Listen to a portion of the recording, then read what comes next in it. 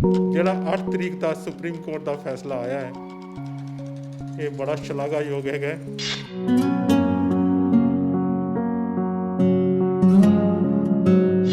ਸਾਡੇ MLA MP ਜਿਹੜੇ ਕਿ ਜਨਤਾ ਨੂੰ ਰਿਪਰੈਜ਼ੈਂਟ ਕਰਦੇ ਹੈ, ਵੋਟਾਂ ਲੈ ਲੈਂਦੇ ਆ, ਮੁੜ ਕੇ ਦਿਖਾਈ ਨਹੀਂ ਦਿੰਦੇ। ਮੈਨੂੰ ਕੋਈ ਸੰਕੋਚ ਨਹੀਂ ਇਸ ਗੱਲ ਨੂੰ ਕਹਿਣ ਵਿੱਚ। ਮੈਂ ਬਾਰ-ਬਾਰ ਕਹਾਂਗਾ ਕਿ ਅਸੀਂ ਵੋਟਾਂ ਜਿਹੜੀਆਂ ਹੱਕ ਇਹਨਾਂ ਨੂੰ ਦੇਣੇ ਆ, ਉਹਦਾ ਸਾਨੂੰ ਇੱਕ ਕਣ ਵੀ ਨਹੀਂ ਹੈ ਸਾਨੂੰ ਪਬਲਿਕ ਨੂੰ ਰਿਟਰਨ ਕਰਦੇ।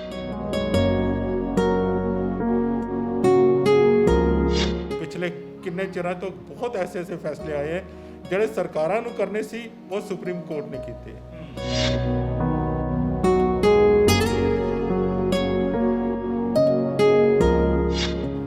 ਅੱਜ ਤੱਕ 70 ਵਰੇ ਹੋ ਗਏ ਹੈਗੇ, ਸਾਡੀ ਸਪੋਰਟਸ ਪਾਲਿਸੀ ਨਹੀਂ ਬਣੀ, ਜਿਹਦੇ ਕਰਕੇ ਸਾਡੇ international gold, silver, bronze medal ਜਿੱਤਣ ਵਾਲਿਆਂ ਨੂੰ ਇੱਕ ਫੁੱਟੀ ਕੋੜੀ ਪੰਜਾਬ ਸਰਕਾਰ ਨੇ ਨਹੀਂ ਦਿੱਤੀ।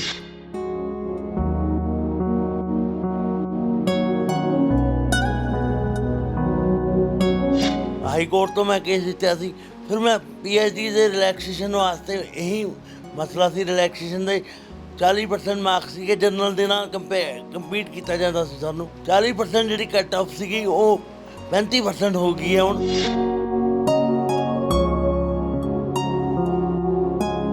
ਔਰ ਇਸ ਨਿਊਜ਼ ਨੂੰ ਜ਼ਿਆਦਾ ਤੋਂ ਜ਼ਿਆਦਾ ਸਪਰੈਡ ਕਰੋ, ਕਿਉਂਕਿ ਇਹਦੇ ਵਿੱਚ ਮੈਕਸਿਮਮ ਬੈਨੀਫਿਟ ਉਹਨਾਂ ਬੱਚਿਆਂ ਨੂੰ ਮਿਲੇਗਾ ਜਿਨ੍ਹਾਂ ਨੂੰ ਰਿਜ਼ਰਵੇਸ਼ਨ ਐਜੂਕੇਸ਼ਨ 'ਤੇ ਵੀ ਚਾਹੀਦੀ ਹੈ, ਐਜ਼ ਵੈਲ ਐਜ਼ ਇੰਪਲੋਇਮੈਂਟ 'ਚ ਵੀ ਇਹਨਾਂ ਨੂੰ ਬੈਨੀਫਿਟ ਮਿਲੇਗਾ।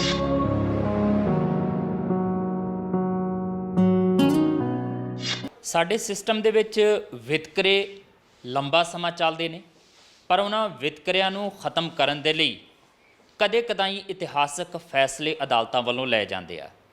ਇੱਦਾਂ ਦਾ ਹੀ ਵਿਤਕਰਾ ਪਿਛਲੇ ਲੰਬੇ ਸਮੇਂ ਤੋਂ ਸਮਾਜ ਦੇ ਵਿਸ਼ੇਸ਼ ਲੋੜਾਂ ਵਾਲੇ ਵਰਗ ਲਈ ਵੀ ਕੀਤਾ ਜਾ ਰਿਹਾ ਸੀਗਾ, ਜਿਨ੍ਹਾਂ ਨੂੰ ਅੰਗਹੀਣ ਵੀ ਕਿਹਾ ਜਾਂਦਾ। ਕਿਸੇ ਵਜ੍ਹਾ ਕਾਰਨ, ਕਿਸੇ ਹਾਦਸੇ ਦੇ ਵਿੱਚ ਜਾਂ ਕੁਦਰਤੀ ਤੌਰ 'ਤੇ ਕਿਸੇ ਨਾ ਕਿਸੇ ਪੱਖੋਂ ਉਹ ਆਪਣਾ ਕੋਈ ਅੰਗ ਗਵਾ ਬੈਠਦੇ ਨੇ, ਜਾਂ ਫਿਰ ਬੁੱਧੀ ਪੱਖੋਂ ਥੋੜ੍ਹਾ ਆਮ ਲੋਕਾਂ ਨਾਲੋਂ ਪਿੱਛੇ ਰਹਿ ਜਾਂਦੇ ਆ। ਸੁਪਰੀਮ ਕੋਰਟ ਦਾ ਤਾਜ਼ਾ ਇੱਕ ਫੈਸਲਾ ਆਇਆ ਇੱਕ ਮਾਮਲੇ ਦੇ ਵਿੱਚ, ਮਸਲਾ ਪੜ੍ਹਾਈ ਦੇ ਨਾਲ ਜੁੜਿਆ ਹੋਇਆ ਸੀਗਾ, ਅਤੇ ਸੁਪਰੀਮ ਕੋਰਟ ਨੇ ਕਿਹਾ ਕਿ ਅੰਗਹੀਣਾਂ ਨੂੰ ਵੀ ਜਿਵੇਂ SC ST ਨੂੰ ਛੋਟ ਦਿੱਤੀ ਜਾਂਦੀ ਹੈ ਪੜ੍ਹਾਈ ਦੇ ਮਾਮਲੇ ਦੇ ਵਿੱਚ, ਦਾਖਲੇ ਦੇ ਮਾਮਲੇ ਦੇ ਵਿੱਚ, ਇਨ ਬਿਨ ਉਸੇ ਤਰੀਕੇ ਨਾਲ ਹੀ ਅੰਗਹੀਣਾਂ ਨੂੰ ਵੀ ਛੋਟ ਜਿਹੜੀ ਆ ਉਹ ਮਿਲਣੀ ਚਾਹੀਦੀ ਆ। ਪਿਛਲੇ ਲੰਬੇ ਸਮੇਂ ਤੋਂ ਅੰਗਹੀਣਾਂ ਲਈ ਕੰਮ ਕਰਦੇ ਅਮਰਜੀਤ ਸਿੰਘ ਹੋਰੀ ਆਨੰਦ, ਜਿਹੜੇ ਚਾਈਲਡ ਵੈਲਫੇਅਰ ਸੁਸਾਇਟੀ ਦੇ ਮੈਂਬਰ ਵੀ ਨੇ, ਜਲੰਧਰ ਤੋਂ ਇਸ ਵੇਲੇ ਸਾਡੇ ਨਾਲ ਮੌਜੂਦ ਨੇ। ਆਨੰਦ ਜੀ, ਜਿਹੜਾ ਸੁਪਰੀਮ ਕੋਰਟ ਦੇ ਵੱਲੋਂ ਫੈਸਲਾ ਆਇਆ ਹੈ ਕਿ ਇਨ ਬਿਨ ਜਿੱਦਾਂ SC STs ਨੂੰ ਪੜ੍ਹਾਈ ਦੇ ਵਿੱਚ ਸੁਵਿਧਾ ਮਿਲਦੀ ਆ, ਛੋਟਾਂ ਮਿਲਦੀਆਂ ਨੇ, ਰਿਆਇਤਾਂ ਮਿਲਦੀਆਂ ਨੇ, ਉਸੇ ਤਰੀਕੇ ਦੀਆਂ ਰਿਆਇਤਾਂ ਜਿਹੜੀਆਂ ਉਹ ਅੰਗਹੀਣਾਂ ਨੂੰ ਵੀ ਮਿਲਣੀਆਂ ਚਾਹੀਦੀਆਂ, ਕਿਉਂਕਿ ਇੱਕ ਤਰੀਕੇ ਨਾਲ ਇਹ ਵੀ ਪਛੜੇ ਹੋਏ ਆ, ਚਾਹੇ ਬੌਧਿਕ ਪੱਧਰ 'ਤੇ ਕਹਿ ਲਈਏ ਅਤੇ ਚਾਹੇ ਸਰੀਰਕ ਤੌਰ 'ਤੇ ਕਹਿ ਲਈਏ। ਜਸਬੀਰ ਜੀ, ਇਹ ਬਿਲਕੁਲ ਠੀਕ ਕਿਹਾ ਤੁਸੀਂ। ਸਾਡਾ ਦਿਵਿਆਂਗਜਨ ਵਰਗ ਇੱਕ ਪਿਛਲੇ 5 ਸਦੀਆਂ ਤੋਂ ਬਹੁਤ ਜਦੋਜਹਿਦ ਕਰ ਰਿਹਾ। ਅਗਰ ਅਸੀਂ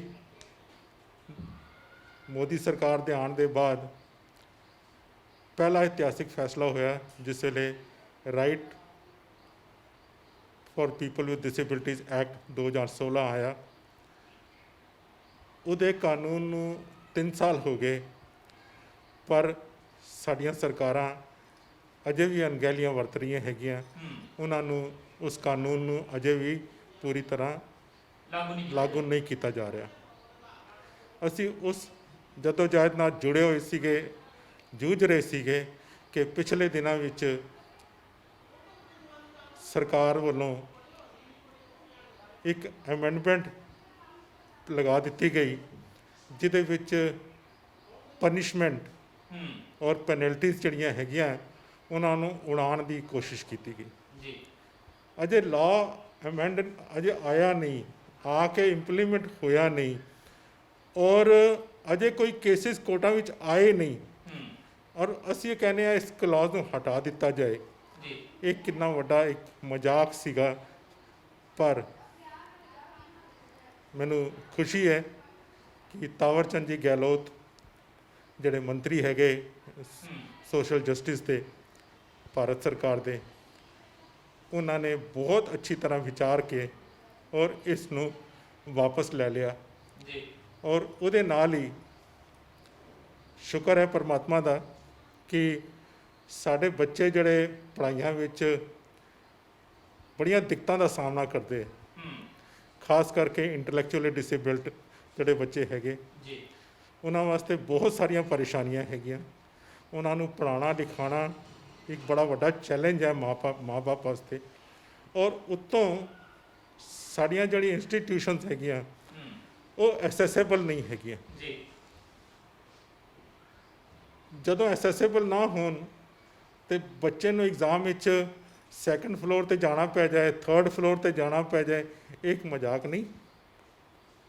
ਜੀ ਪਰ ਕੋਈ ਸੁਣਵਾਈ ਨਹੀਂ। ਮੇਰੇ ਕੋਲ ਇਸ ਤਰ੍ਹਾਂ ਦੇ ਬਹੁਤ ਸਾਰੇ ਕੇਸ ਡੇ ਟੂ ਡੇ ਆਉਂਦੇ ਰਹਿੰਦੇ ਹੈਗੇ ਔਰ ਪੈਰੈਂਟਸ ਦੀਆਂ ਮੁਸ਼ਕਲਾਂ ਵਾਸਤੇ ਅਸੀਂ ਜਦੋਜਹਿਦ ਕਰਦੇ ਰਹਿੰਦੇ ਹੈਗੇ। ਜਿਹੜਾ 8 ਤਰੀਕ ਦਾ ਸੁਪਰੀਮ ਕੋਰਟ ਦਾ ਫੈਸਲਾ ਆਇਆ ਹੈ ਇਹ ਬੜਾ ਸ਼ਲਾਘਾਯੋਗ ਹੈਗਾ ਔਰ ਇਹਦੇ ਨਾਲ ਸਾਡੇ ਬੌਧਿਕ ਇੰਟੈਲੈਕਚੁਅਲ ਡਿਸੇਬਿਲਿਟੀ ਵਾਲਿਆਂ ਵਾਸਤੇ ਇੱਕ ਆਸਾਨ ਹੋ ਜਾਏਗਾ ਔਰ 35% ਤੇ ਉਹਨਾਂ ਨੂੰ ਉਹਨਾਂ ਦੇ ਪੈਰਲਲ ਉਹਨਾਂ ਦਾ ਹੱਕ ਮਿਲ ਗਿਆ ਹੈਗਾ। 2012 ਦਾ ਜਿਹੜਾ ਹਾਈ ਕੋਰਟ ਦਾ ਫੈਸਲਾ ਸੀਗਾ ਜਿਹਨੂੰ ਲੈ ਕੇ ਇਹ ਸੁਪਰੀਮ ਕੋਰਟ ਗਏ ਸੀਗੇ ਉਸ ਕੇਸ ਵਿੱਚ ਵੀ ਐਮਪਲੋਇਮੈਂਟ ਦੀ ਵੀ ਗੱਲ ਹੈਗੀ ਹੈ ਔਰ ਆਉਣ ਵਾਲੇ ਟਾਈਮ ਵਿੱਚ ਅਗਰ ਕਿਉਂਕਿ ਇਹ ਕਾਨੂੰਨ ਨਹੀਂ ਹੈਗਾ ਜੀ ਇਹ right to people with disability act ਦੇ ਵਿੱਚ ਨਹੀਂ ਕਵਰਡ ਹੈਗਾ। ਇਹ ਸੁਪਰੀਮ ਕੋਰਟ ਨੇ ਐਕਟ ਨੂੰ ਸੁਪਰਸੀਡ ਕੀਤਾ ਹੈ ਜੀ ਔਰ ਇਹ ਐਕਟ ਨਾਲੋਂ ਜ਼ਿਆਦਾ ਹੈ। ਅਗਰ ਕੋਈ ਇਸ ਨੂੰ ਨਹੀਂ ਮੰਨੇਗਾ ਤੇ ਉਹ ਲਾਇਬਲ ਹੈ ਕੰਟੈਂਪਟ ਆਫ ਕੋਰਟ ਤੋਂ। ਜੀ ਇਸ ਕਰਕੇ ਆਉਣ ਵਾਲੇ ਟਾਈਮ ਵਿੱਚ ਮੈਂ ਸਮਝਦਾ ਕਿ ਜੋ ਪਿਛਲੇ 35-40 ਵਰ੍ਹਿਆਂ ਤੋਂ 35-40 ਸਾਲਾਂ ਤੋਂ ST ਨੂੰ SC ਨੂੰ ਜਿਹੜੀਆਂ ਸੁਵਿਧਾਵਾਂ ਦਿੱਤੀਆਂ ਗਈਆਂ ਹਨ ਇਨ ਬਿਨ ਉਹ ਸੁਵਿਧਾਵਾਂ ਡਿਸੇਬਲਸ ਨੂੰ ਵੀ ਦੇਣੀਆਂ ਚਾਹੀਦੀਆਂ ਹੈਗੀਆਂ ਕਿਉਂਕਿ ਇਹ ਵਰਗ ਐਕਚੁਅਲ ਨੀਡ ਵਿੱਚ ਹੈ। ST ਨੂੰ ਤੇ ਇਤਨੇ ਸਾਲ ਉਹਨਾਂ ਦੀਆਂ ਹੁਣ 2 ਜਨਰੇਸ਼ਨਾਂ ਅੱਗੇ ਆ ਗਈਆਂ ਹੈਗੀਆਂ ਰਿਜ਼ਰਵੇਸ਼ਨਾਂ ਲੈ ਕੇ ਪ੍ਰਮੋਸ਼ਨਾਂ ਲੈ ਕੇ ਕਿੱਥੋਂ ਤੋਂ ਕਿੱਥੋਂ ਤੱਕ ਪਹੁੰਚ ਗਏ ਹੈ। ਮੁਬਾਰਕ ਹੈ ਉਹਨਾਂ ਨੂੰ। ਸਾਨੂੰ ਕੋਈ ਉਹਦੇ ਉੱਤੇ ਗਿਲਾ ਸ਼ਿਕਵਾ ਨਹੀਂ ਹੈ ਪਰ ਸਾਡੇ ਇਹਨਾਂ ਵਾਸਤੇ ਡਿਸੇਬਿਲਿਟੀ ਸੈਕਟਰ ਵਾਸਤੇ ਇਹ ਬਹੁਤ ਜ਼ਰੂਰੀ ਹੈ ਕਿ ਇਹਨਾਂ ਨੂੰ ਉਹਨਾਂ ਦੇ ਹੱਕ ਮੁਹੱਈਆ ਕਰਾਏ ਜਾਣ। ਇੱਕ ਚੀਜ਼ ਹੋਰ ਵੀ ਹੈ ਨਾ ਜੀ ਕਿ ਜੇ ਅਸੀਂ ਗੱਲ ਕਰਦੇ ਹਾਂ ਇਹਨਾਂ ਦਿਵਿਆਂਗਾਂ ਦੀ ਜਦੋਂ ਅਸੀਂ ਗੱਲ ਕਰਦੇ ਹਾਂ ਤੇ ਇਹਨਾਂ ਦੀਆਂ ਚੁਣੌਤੀਆਂ ਕਿਤੇ ਜ਼ਿਆਦਾ ਨੇ। ਹਾਲਾਂਕਿ ਜਦੋਂ SC ST ਦੀ ਗੱਲ ਕਰਦੀਆਂ ਸਮਾਜਿਕ ਤੌਰ ਤੇ ਜਿਸ ਤਰੀਕੇ ਨਾਲ ਉਹਨਾਂ ਨੂੰ ਵਿਵਹਾਰ ਕੀਤਾ ਜਾਂਦਾ ਅਜੇ ਵੀ ਬਹੁਤ ਸਾਰੀਆਂ ਥਾਵਾਂ 'ਤੇ ਉਹ ਚੀਜ਼ਾਂ ਨਜ਼ਰ ਆ ਜਾਂਦੀਆਂ। ਇਸ ਕਰਕੇ ਉਹਨਾਂ ਦਾ ਆਪਣਾ ਹੱਕ ਜਾਂ ਉਹਨਾਂ ਨੂੰ ਇਨਕਲੂਡ ਕਰਨ ਦਾ ਇੱਕ ਸਾਧਨ ਬਣਾਇਆ ਗਿਆ ਸੀਗਾ ਮੁੱਖ ਧਾਰਾ ਦੇ ਵਿੱਚ ਉਹ ਚੱਲਦਾ ਪਿਆ। ਪਰ ਇਹ ਜਿਹੜਾ ਦਿਵਿਆਂਗ ਵਰਗ ਸੀ ਇਹਨੂੰ ਵੀ ਐਕਸਕਲੂਡ ਕੀਤਾ ਹੋਇਆ ਸੀ ਇੱਕ ਤਰੀਕੇ ਨਾਲ। ਤੁਹਾਨੂੰ ਨਹੀਂ ਲੱਗਦਾ ਕਿ ਜਿਹੜੇ ਕੰਮ ਸਰਕਾਰਾਂ ਨੂੰ ਕਰਨੇ ਚਾਹੀਦੇ ਸੀਗੇ ਜਿਹੜੇ ਫੈਸਲੇ ਸਰਕਾਰਾਂ ਨੂੰ ਲੈਣੇ ਚਾਹੀਦੇ ਸੀ ਉਹ ਸੁਪਰਸੀਡ ਕਰ ਰਿਹਾ ਸੁਪਰੀਮ ਕੋਰਟ? ਇਹ ਨੁਕਤਾ ਤਾਂ ਸਰਕਾਰਾਂ ਨੂੰ ਚੱਕਣਾ ਚਾਹੀਦਾ ਸੀਗਾ। ਬਿਲਕੁਲ ਠੀਕ ਕਹਿ ਰਹੇ ਹੋ ਤੁਸੀਂ। ਅੱਜ ਅਗਰ ਸਾਡੇ MLA MP ਜਿਹੜੇ ਕਿ ਜਨਤਾ ਨੂੰ ਰਿਪਰੈਜ਼ੈਂਟ ਕਰਦੇ ਹੈ ਅਗਰ ਉਹ ਸਹੀ ਮੁੱਦਿਆਂ 'ਤੇ ਕੰਮ ਕਰਨ ਪਹਿਲੀ ਗੱਲ ਤਾਂ ਉਹ ਕੰਮ ਕਰਦੇ ਨਹੀਂ ਵੋਟਾਂ ਲੈ ਲੈਂਦੇ ਆ ਮੁੜ ਕੇ ਦਿਖਾਈ ਨਹੀਂ ਦਿੰਦੇ। ਮੈਨੂੰ ਕੋਈ ਸੰਕੋਚ ਨਹੀਂ ਇਸ ਗੱਲ ਨੂੰ ਕਹਿਣ ਵਿੱਚ। ਮੈਂ ਬਾਰ-ਬਾਰ ਕਹਾਂਗਾ ਕਿ ਅਸੀਂ ਵੋਟਾਂ ਜਿਹੜੀਆਂ ਹੱਕ ਇਹਨਾਂ ਨੂੰ ਦੇਣੇ ਆ ਉਹਦਾ ਸਾਨੂੰ ਇੱਕ ਕਣ ਵੀ ਨਹੀਂ ਹੈ ਸਾਨੂੰ ਪਬਲਿਕ ਨੂੰ ਰਿਟਰਨ ਕਰਦੇ। ਉਹਨਾਂ ਦੇ ਸਿਰ 'ਤੇ ਲੱਖਾਂ ਕਰੋੜਾਂ ਰੁਪਏ ਅਰਬਾਂ ਰੁਪਏ ਸਾਡੀਆਂ ਸਰਕਾਰਾਂ ਔਰ ਅਸੀਂ ਫਿਰ ਕੁਚਲੇ ਤੇ ਕੁਚਲੇ ਜਾਂਦੇ ਹਾਂ।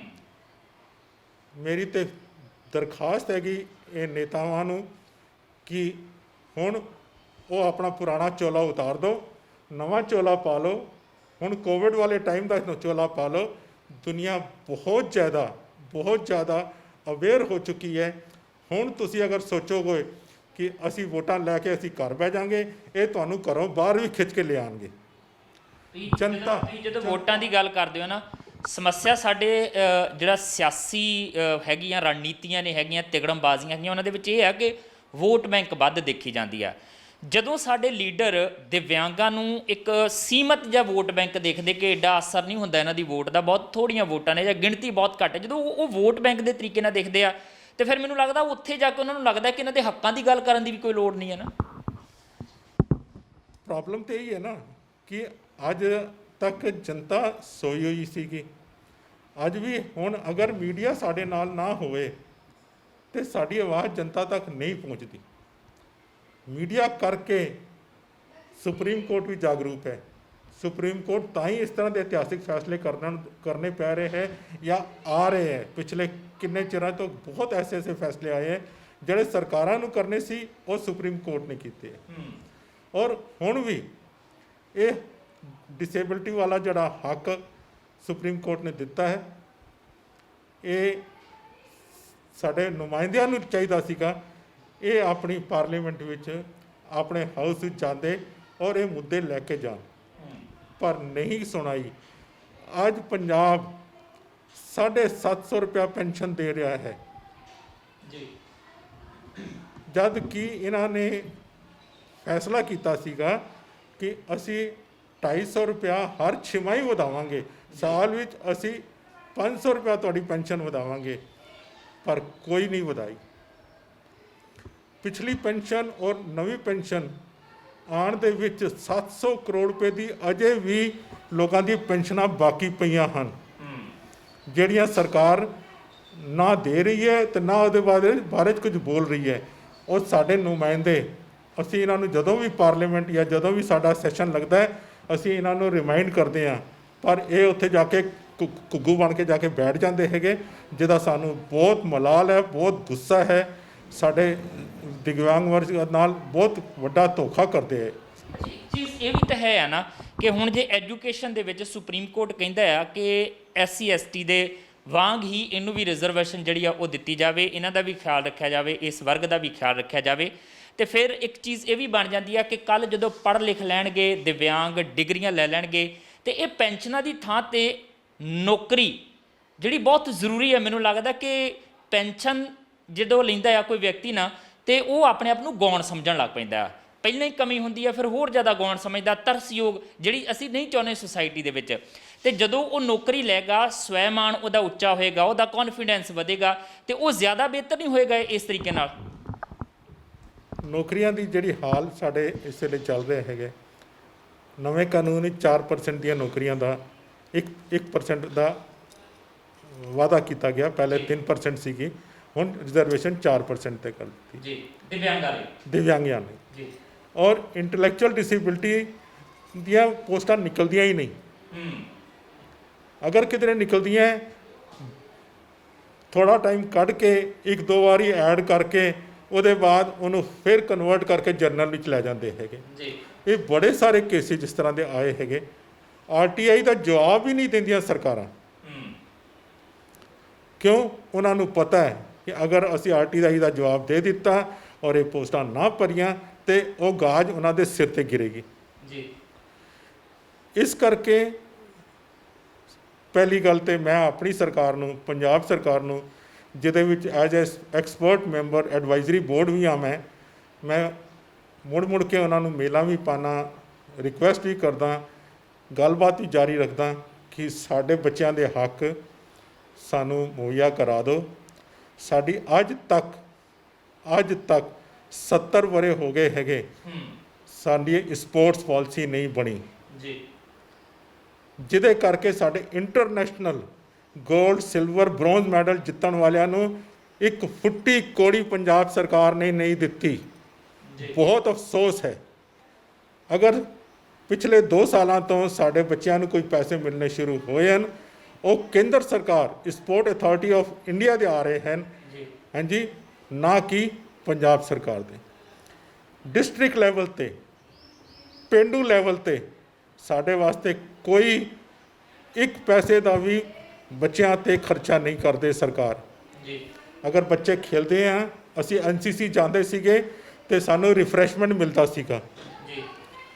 ਕਿ ਪੇਂਡੂ ਖੇਲਾਂ ਵਿੱਚ ਕਿ ਸਰਪੰਚਾਂ ਕੋਲ ਫੰਡ ਹੈਗਾ ਕੋਈ ਸਪੋਰਟਸ ਵਾਸਤੇ ਕਿ ਉਹ ਖੇਲ ਕੇ ਆਓ ਬਈ, ਤੁਹਾਨੂੰ ਚਾਹ ਦਾ ਕੱਪ ਮਿਲੇਗਾ, ਤੁਹਾਨੂੰ ਕੋਲਡ ਡਰਿੰਕ ਮਿਲੇਗੀ, ਤੁਹਾਨੂੰ ਸਮੋਸਾ ਮਿਲੇਗਾ, ਕੋਈ ਪੈਸਾ ਨਹੀਂ ਹੈ।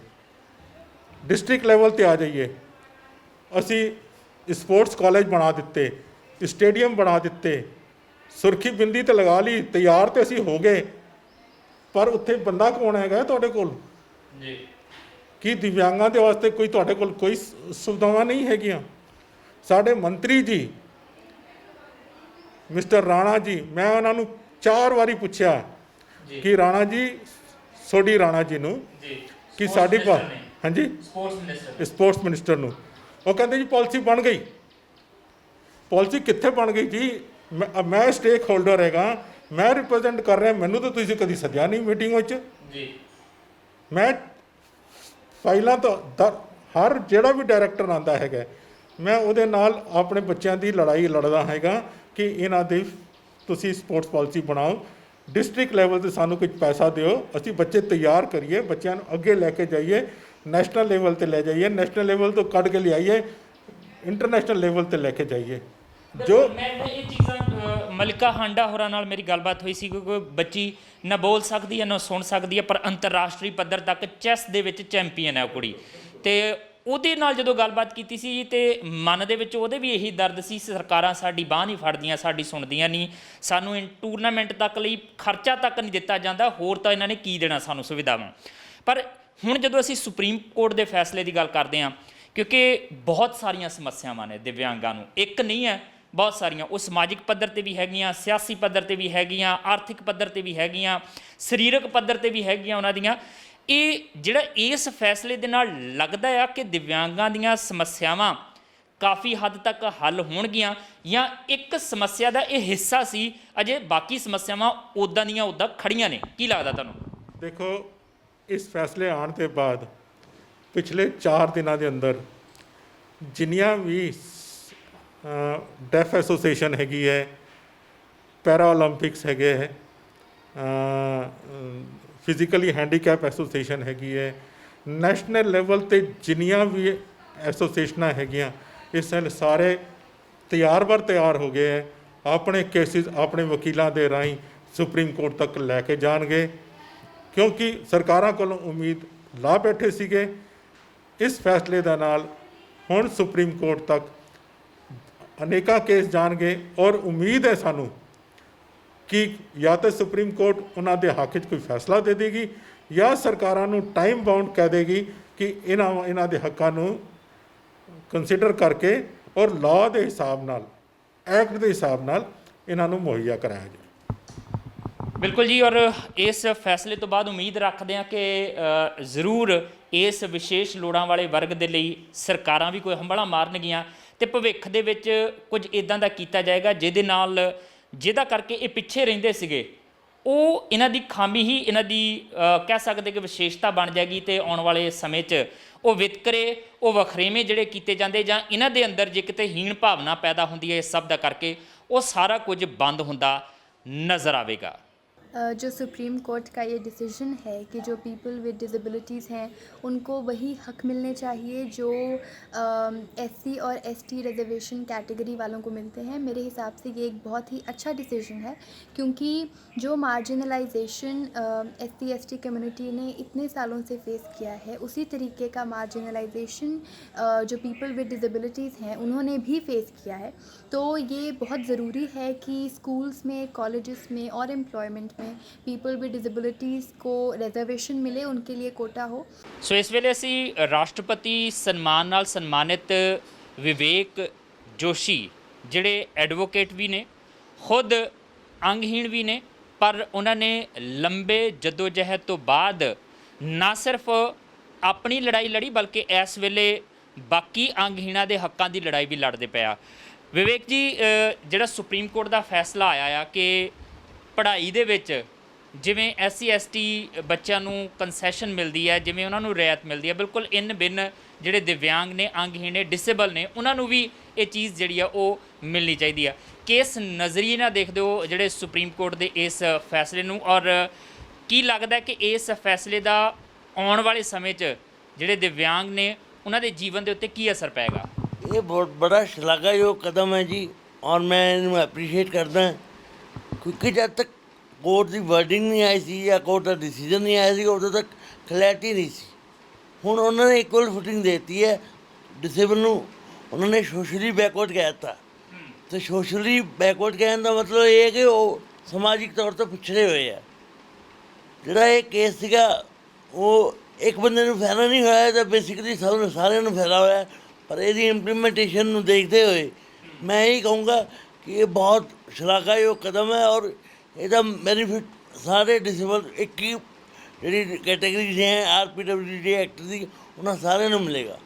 ਇੱਕ ਚੀਜ਼ ਹੋਰ ਵੀ ਹੈ ਕਿ ਤੁਸੀਂ ਵੀ ਪੜ੍ਹਾਈ ਕੀਤੀ ਆ, ਐਡਵੋਕੇਟ ਬਣੇ ਹੋ ਤੁਸੀਂ ਵੀ, ਤੇ ਦਿੱਕਤਾਂ ਤੁਹਾਨੂੰ ਵੀ ਬਹੁਤ ਸਾਰੀਆਂ ਆਈਆਂ ਹੋਣਗੀਆਂ।